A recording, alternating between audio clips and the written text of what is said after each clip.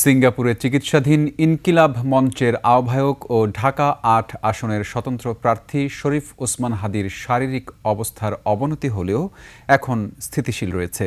Osman হাদীর verified Facebook পেজে এক বিবৃতিতে বিষয়টি জানিয়েছে ইনকিলাব মঞ্চ।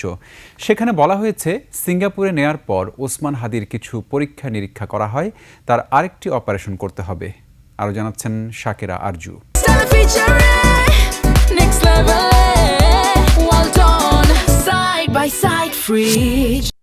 মঙ্গলবার দুপুরে ফেসবুক পোস্টে সর্বশেষ আপডেট হিসেবে বলা হয়, শরীফ ওসমান হাদীর প্রাথমিক পরীক্ষা নিরীক্ষার পর অবস্থার কিছুটা অবনতি দেখা গেলেও বর্তমানে তা স্থিতিশীল অবস্থায় এসেছে।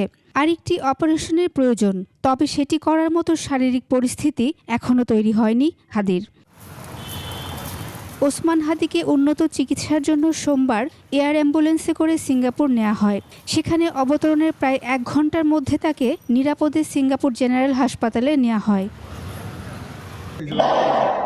গত ১২ই ডিসেম্বর দুপুরে ঢাকার পল্টন এলাকায় গুলিবিদ্ধ হওয়ার পর প্রথমে তাকে ঢাকা মেডিকেল কলেজ হাসপাতালে নেওয়া হয়। পরে তাকে নেওয়া হয় এভারকেয়ার হাসপাতালে।